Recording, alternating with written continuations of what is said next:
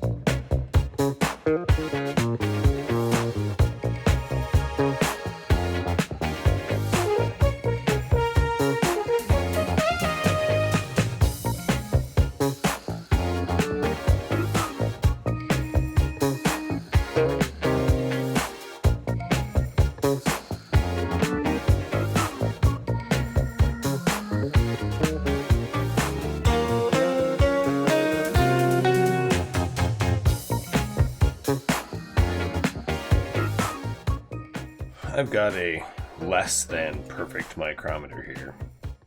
So I am going to measure. So I got 2.4 millimeters. That way I can have a much better idea of how big to drill the hole.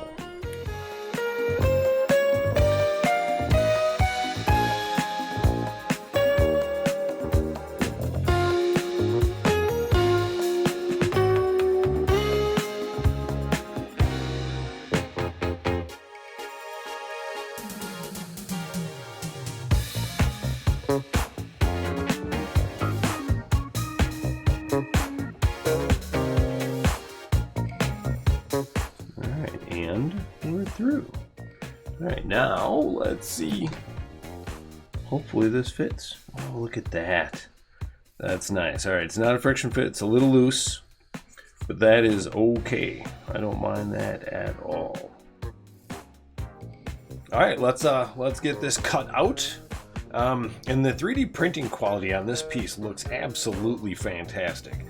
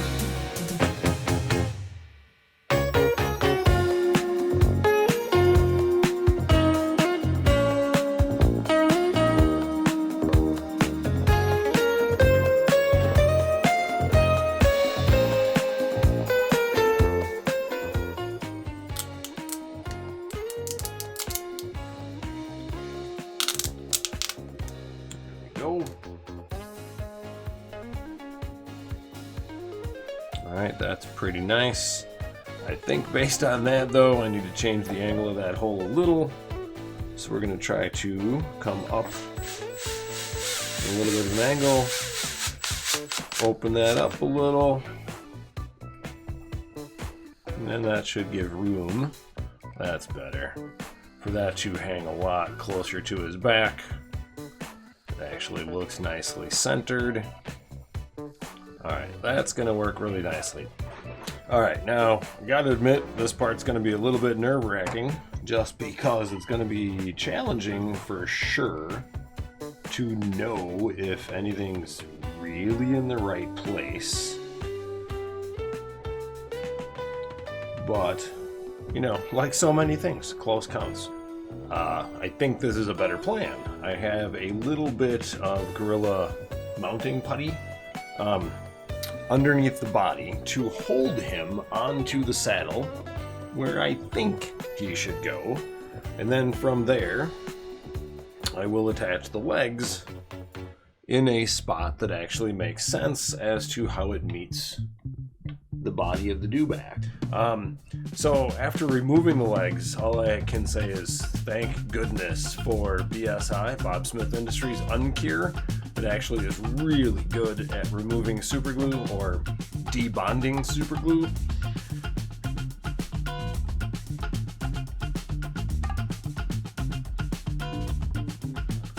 And then even though it's not making a complete join there, and there is a gap in the seam, we're going to hit it with a zip kicker. Hopefully the zip kicker doesn't interact too much with my primer. Zip kicker can be kind of challenging for paint, but the primer on the Dewback really shouldn't matter, right? If anything goes wrong with that, we can always add more primer. Alright, so let's get this leg. And this one did have a bit more gap, but I think if we go at a different angle here, that actually is going to look really good.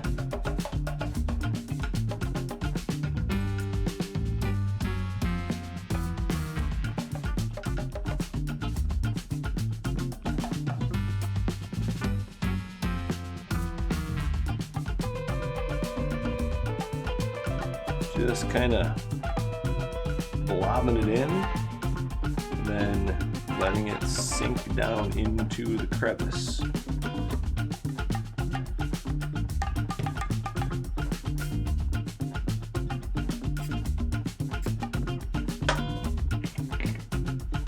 We'll set that.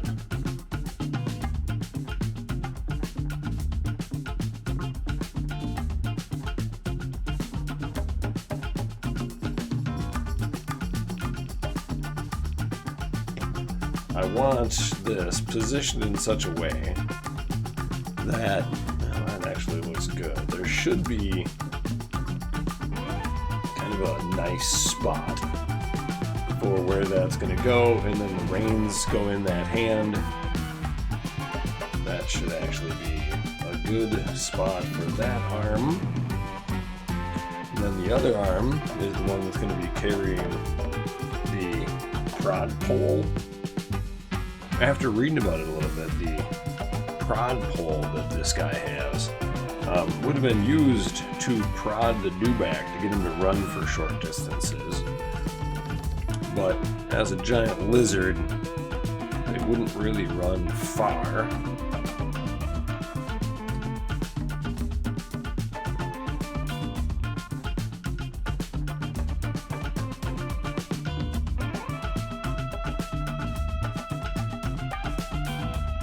Right around there is going to look really nice. Hopefully, it has to.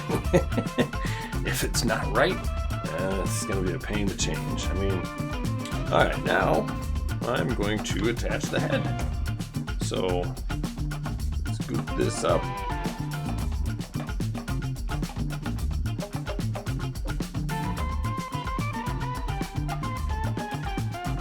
Not really much in there.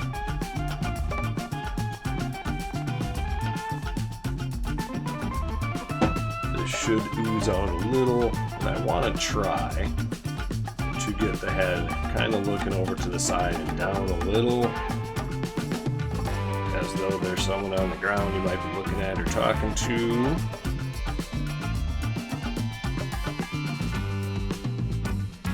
That looks nice.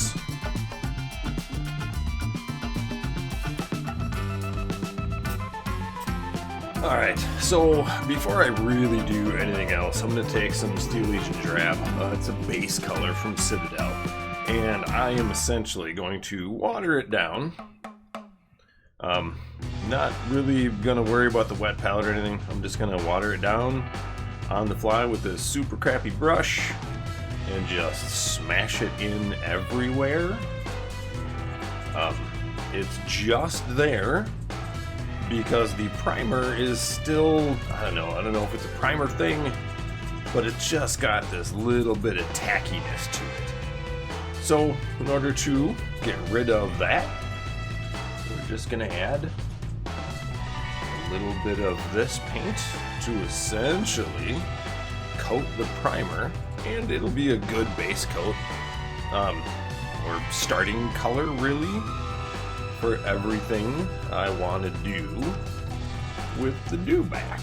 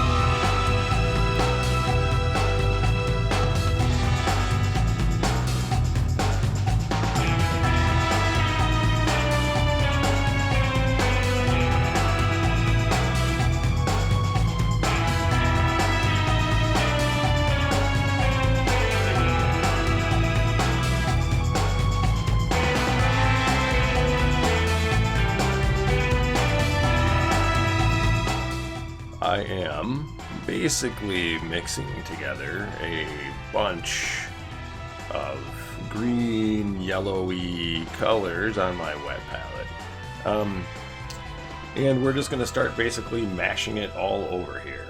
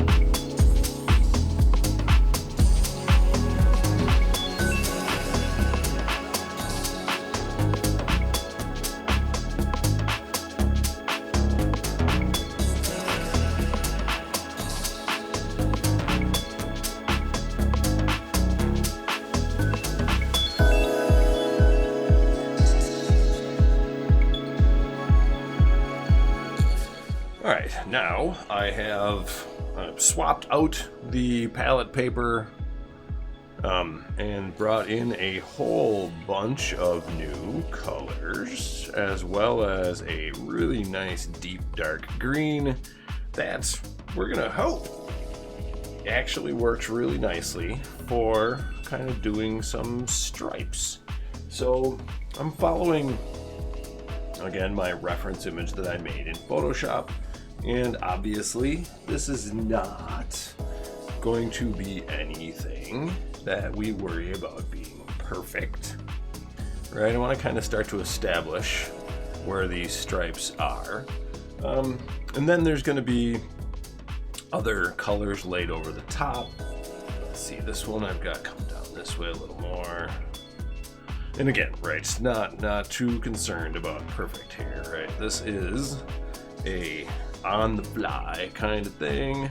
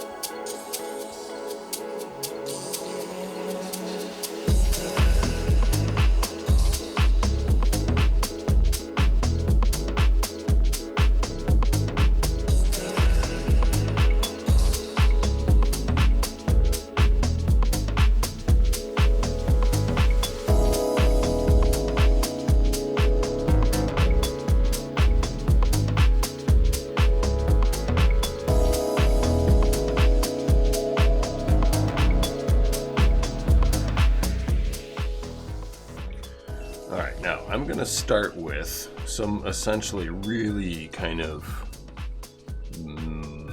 warm brown. I'm definitely going to mix some of my green in to mute it. And then we're going to start on the feet, start working our way up.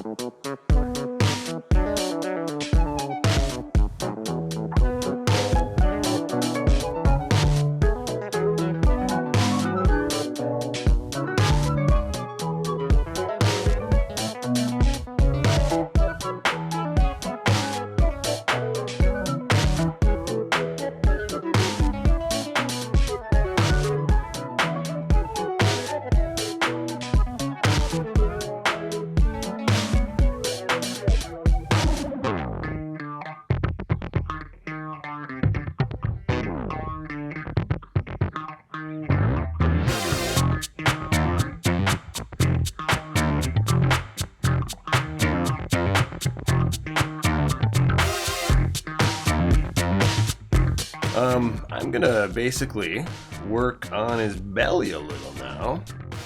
And I'm just trying to mix up some kind of nice, warm, light tan. Add a little bit of green in.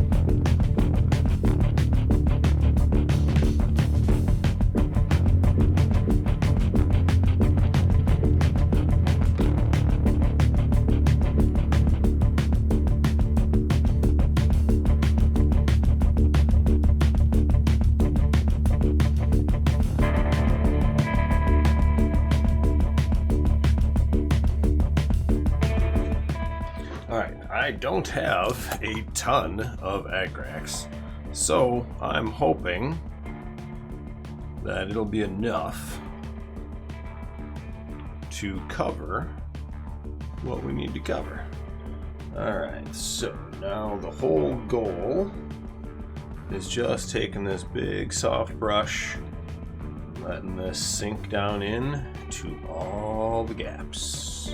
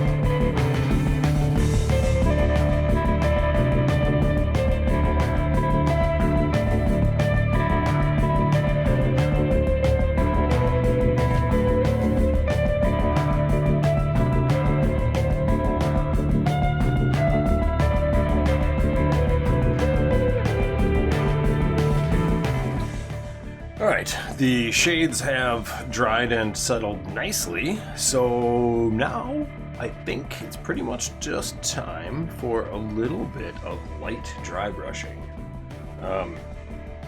Dry brushing is exactly that. We just lightly, I'm going to remove almost all the paint, brush over the surface. And more than anything, all I'm trying to do is just bring back up some of the color that's in the scales where the wash darkened the surface of the scale also. And not everywhere, right? Some of the scales being a little darker is a good thing.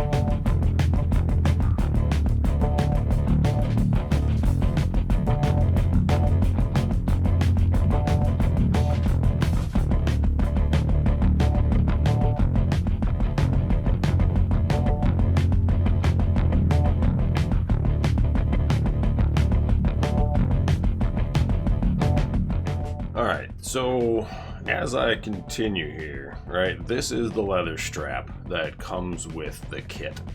So, I have base coated the saddle and the other leathers on him with Doombold Brown. And now I have mixed in some dryad bark. And the dryad bark gives the Doombold Brown a little bit more of an almost purplish dark tint to it.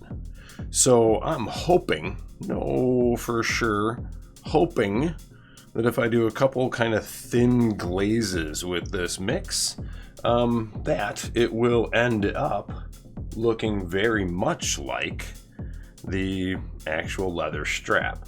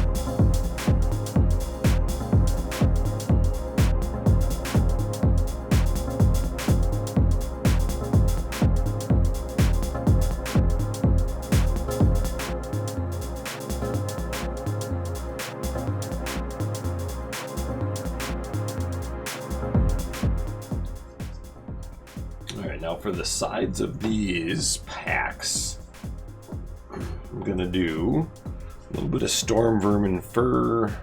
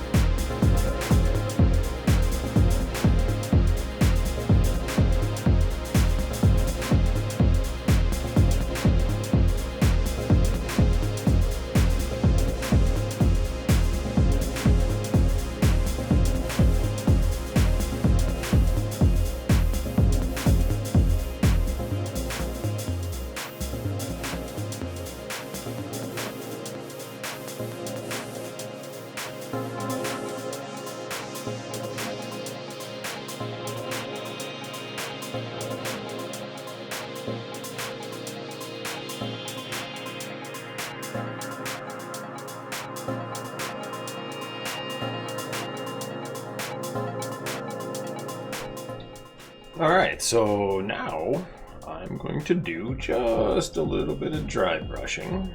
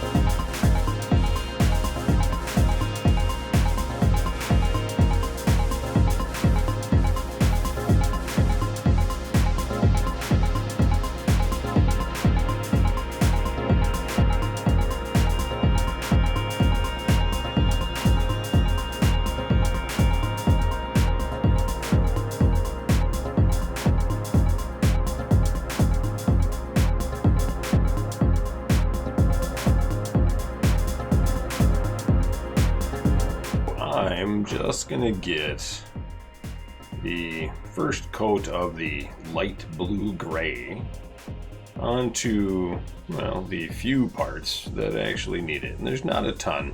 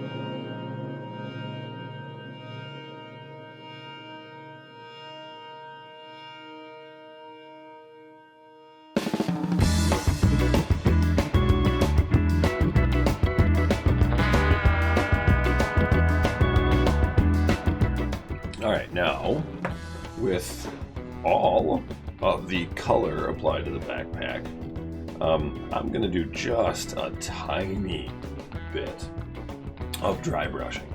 I've got a little bit of lead belcher, almost nothing left on the brush.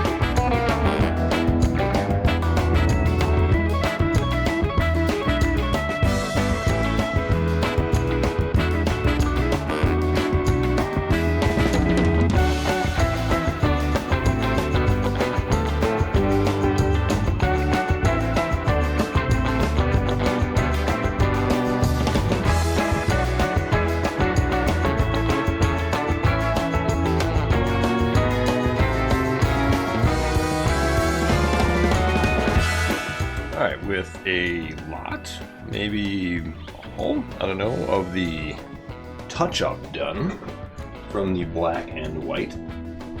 Now I'm just going to go add a bit more of the detail.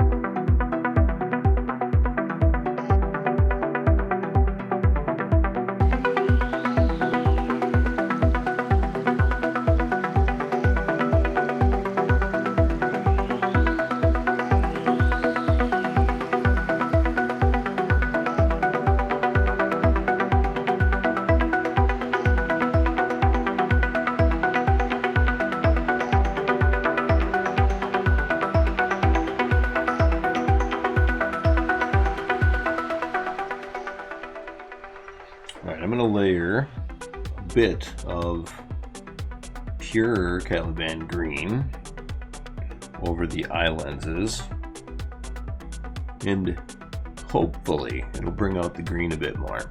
I do have some brighter greens as well, but I don't want to get too green.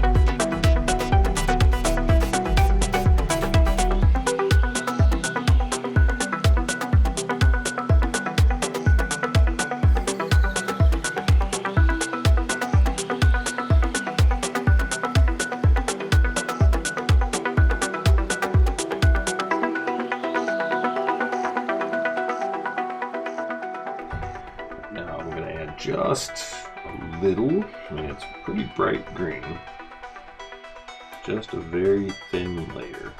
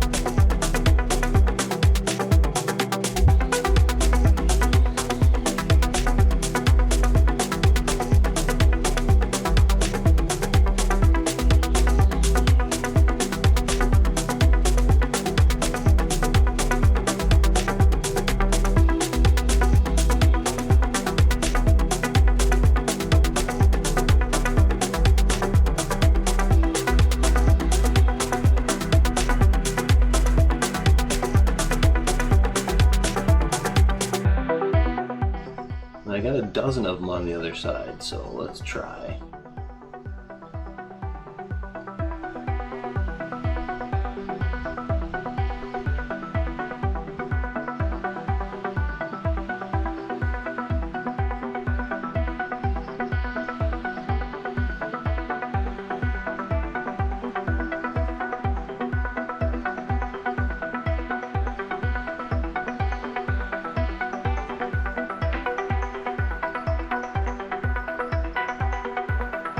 I got 11 of them on the side. If anyone counts, they'll, I guess, be just a little disappointed.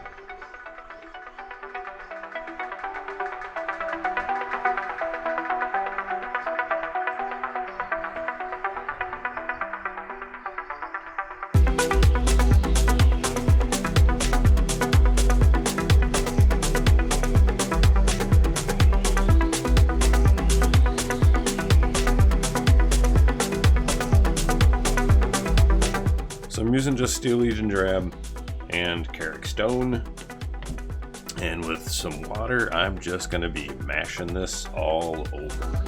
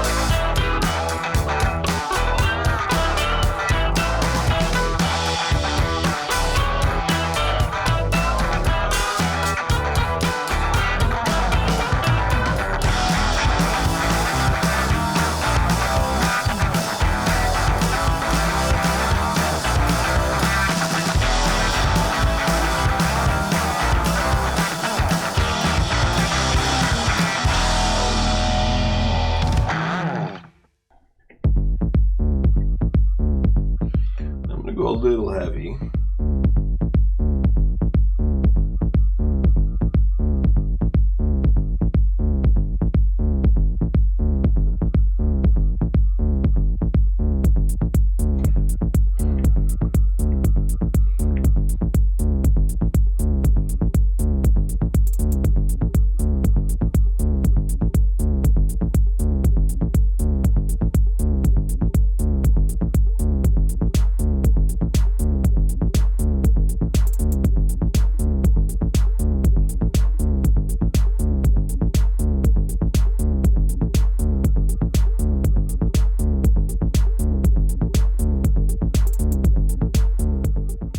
Once that's dry, that eyeball should look really cool. Okay, so this should be the final stage of weathering here. So I'm gonna go ahead, try to get as much off the cap there as I can. And then as I just kind of add and beat him up, I'm gonna go back, grab a little bit of water here, and then just kind of work it down, because I don't want him covered in dirt. But as a Sandtrooper, he sure shouldn't be clean, right? So as this kind of dries and settles, I can keep kind of poking at it to adjust the apparent scale, really, of the dirt splotches. So I don't want to leave it sit for too long in any one spot here. And at the same time, I can add a little bit more into some other areas.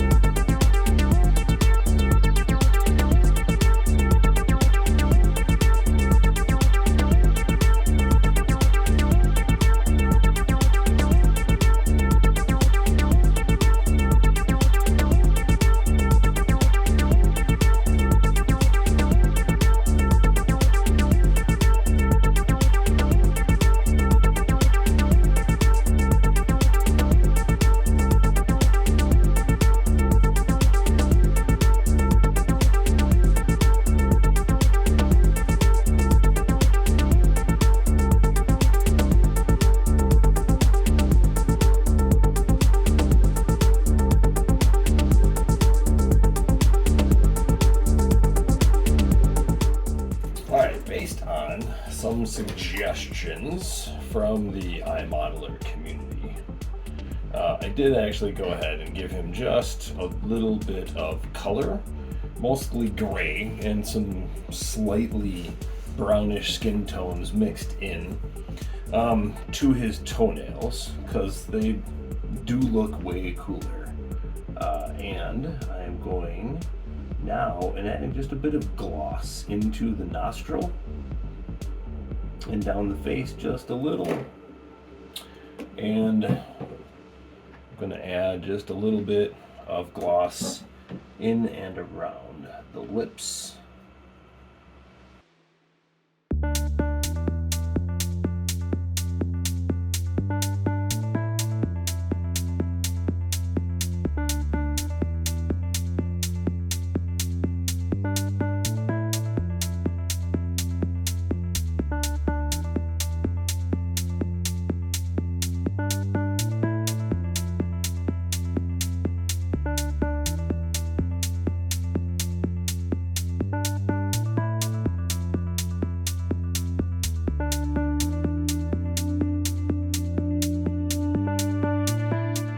Alright, now that the base has darkened up a bit, and I think it's dry, I'm going to go ahead and actually do some dry brushing with some Carrick Stone.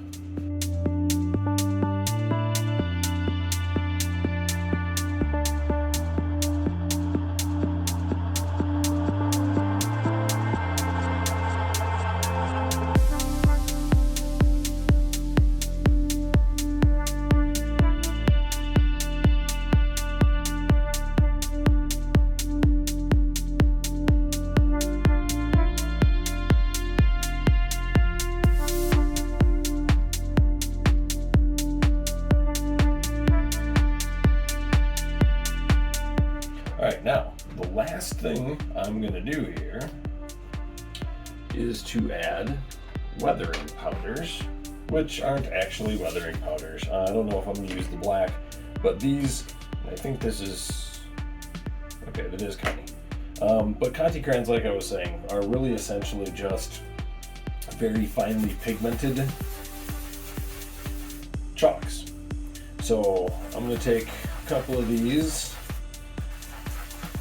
and mix up kind of my own sandy color here.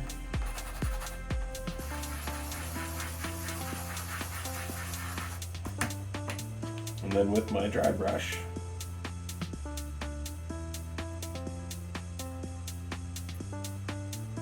we're going to start brushing this over his feet and parts of the base.